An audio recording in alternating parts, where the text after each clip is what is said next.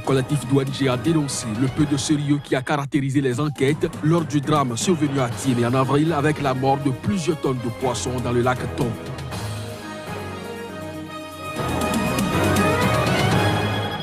Au Cameroun, après une attaque visant un convoi de bus attribué aux séparatistes anglophones à Akoum, le réseau des défenseurs des droits humains en Afrique centrale réclame une enquête gouvernementale.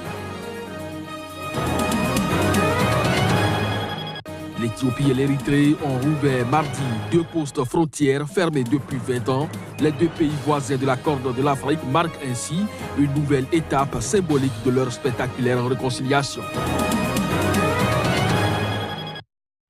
Bonjour à chacun, bonjour à tous et bienvenue dans cette session d'information sur SICA que nous ouvrons donc par la Corne de l'Afrique où l'Éthiopie et l'Érythrée ont rouvert mardi 2 postes frontières fermés depuis 20 ans. Les 2 pays voisins de la Corne de l'Afrique marquent ainsi une nouvelle étape symbolique de la spectaculaire réconciliation qu'ils ont entamée au lendemain de l'arrivée à la tête du gouvernement éthiopien du Premier ministre Abiy Ahmed. On fait le point à travers cet élément. Le Premier ministre éthiopien Abiy Ahmed et le président érythréen Isaias Afewerki ont visité ensemble la zone que leur pays se disputait pour y marquer la réouverture d'une route reliant les 2 territoires. Les 2 hommes ont participé à 2 cérémonies officielles, d'abord à l'extrême sud-est de leur frontière commune et ensuite au nord-ouest. Les 2 postes frontières situés d'une part au sud-est entre les villes de Bouré en Éthiopie et d'Ebessima en Érythrée et d'autre part au nord-ouest entre Zalambessa en Éthiopie et Serra en Érythrée font partie des points de passage fermés en 1998 à l'aube de la guerre de 2 ans qui a opposé les 2 pays. L'Éthiopie affiche une des croissances économiques les plus rapides du continent, mais cette dernière est notamment freinée par le fait que l'Éthiopie est un pays enclavé. Le pays ayant perdu son accès à la mer Rouge lorsque son ancienne province, l'Érythrée, a déclaré son indépendance en 1993 après 3 décennies de guerre. Cette réouverture des 2 postes frontières est plus qu'un symbole. Un accès à la mer Rouge via les ports érythréens d'Assab et de Massawa faciliterait grandement les importations et exportations éthiopiennes.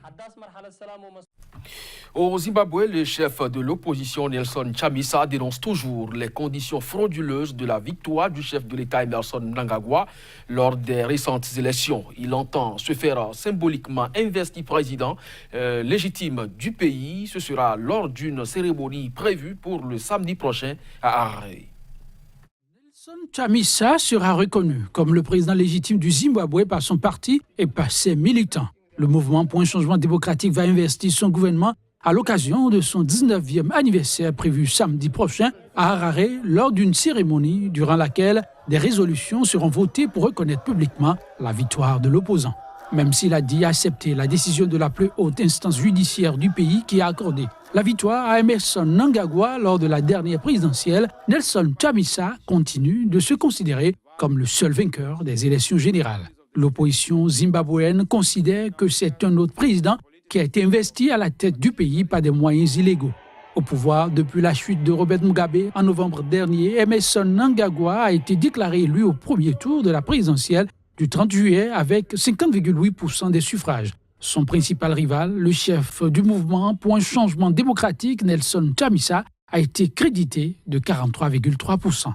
Dénonçant fraudes et irrégularités, l'opposant a contesté les résultats devant la Cour constitutionnelle qui a rejeté son recours faute de preuves et a définitivement validé la victoire du chef de l'État sortant. Au Cameroun, après une attaque visant un convoi de bus attribué aux séparatistes anglophones à Akoum, localité située à environ 20 km de Bamenda, le chef-lieu de la région du nord-ouest du pays, le réseau des défenseurs des droits humains en Afrique centrale, REDAC, réclame une enquête gouvernementale.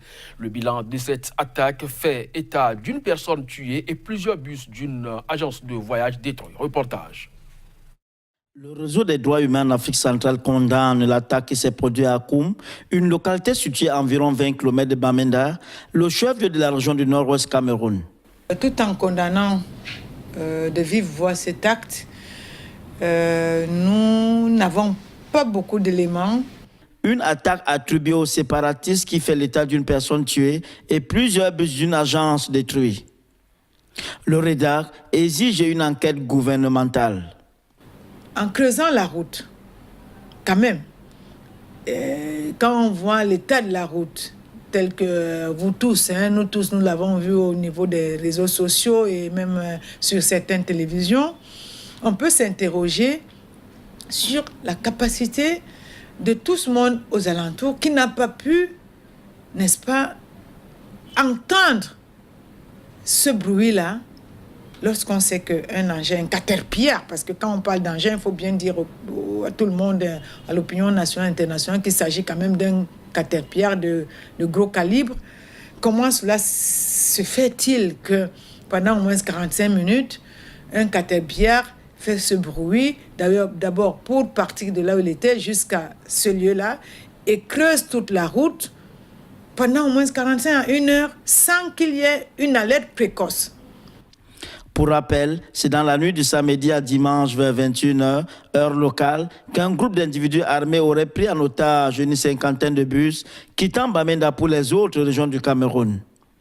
Suite à cette attaque, la circulation sur le corridor Bamenda-Yaoundé-Douala-Bafoussam est restée perturbée pendant 48 heures. Avec ces nouveaux incidents, les autorités camerounaises ont renforcé le couvre-feu déjà en vigueur. Les voyages de nuit sont désormais interdits jusqu'à nouvel ordre, selon le gouverneur de la région du Nord-Ouest. À l'espace d'une semaine, on dénombre près de 15 attaques dans le Nord-Ouest anglophone du Cameroun que le gouvernement a attribuées aux séparatistes.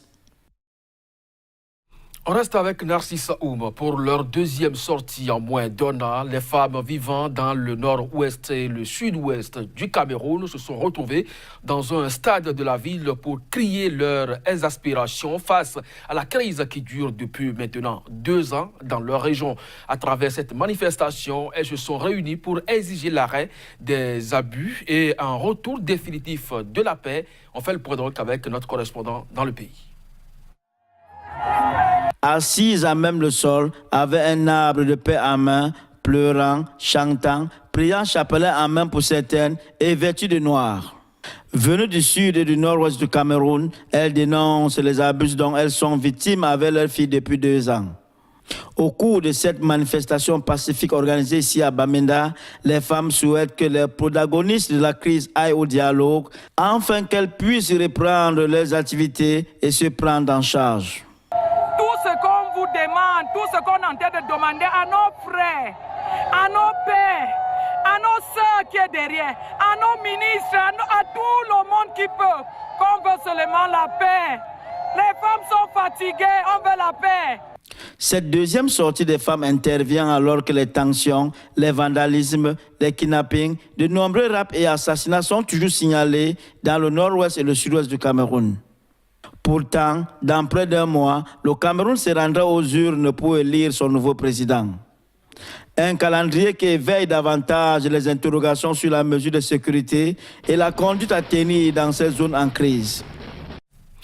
Au Bénin, le drame survenu à Atimi en avril avec la mort de plusieurs tonnes de poissons dans le lac Toro continue d'alimenter la polémique, tout en reconnaissant la promptitude des autorités agricoles. Dans la réponse au drame, un collectif d'ONG a dénoncé le peu de sérieux qui a caractérisé les enquêtes. Ils remettent également en cause les résultats des dites enquêtes. Nous vous proposons ici un extrait de leur déclaration lue devant la presse. Civile, pour sa part, note avec insatisfaction. 1. La procédure et la méthodologie de prélèvement d'échantillons peu rassurantes dont a usé le laboratoire central. 2. Les résultats peu convaincants du laboratoire central, de même que leur interprétation qui jette un doute non seulement sur la procédure d'échantillonnage, mais aussi la nature des molécules réellement recherchées dans les échantillons. En effet, ces résultats qui imputent l'origine du drame à des produits vétérinaires tels que les tétracyclines et les sulfamides semblent peu crédibles et invraisemblables au regard des faits. 3. L'absence d'une enquête de terrain approfondie par les équipes des directions techniques du MAEP et de l'Agence béninoise pour l'environnement ABE. 4. La faible implication de l'ABE du ministère du cadre de vie et des scientifiques spécialistes des questions halieutiques dans la gestion de ce drame qui pourtant relève de leurs prérogatives. Ainsi, face à cette situation, la société civile béninoise, au regard des faits et suit avis de quelques experts en la matière, remet en cause la crédibilité des résultats du laboratoire central et invite les autorités compétentes et les parties prenantes à poursuivre les investigations pour une meilleure connaissance de l'origine du drame. Voilà qui nous permet donc d'enchaîner avec le sport juste après cette transition.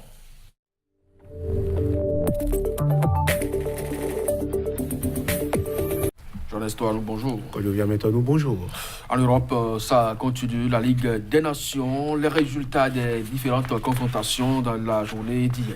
Tout à fait, Kodjovia Metonou, on démarre par le gros match de la journée d'hier, Espagne-Croatie. Eh bien, la Roja s'est imposée, tenez-vous bien, 6-0 à la mi-temps du choc de la journée. En Ligue des Nations, les hommes de Luis Enrique menaient déjà 3-0 à la pause contre les finalistes de la dernière Coupe du Monde, des buts de Sol Niguez, de Marco Asensio, puis le gardien croate Kalinic contre son camp, suite à une autre frappe monumentale de Marco Asensio. 3 nouveaux buts ont été marqués dans la seconde partie de ce match-là. Rodrigo Moreno, le capitaine Sergio Ramos, et le dernier but a été marqué par un autre merengue, Isco.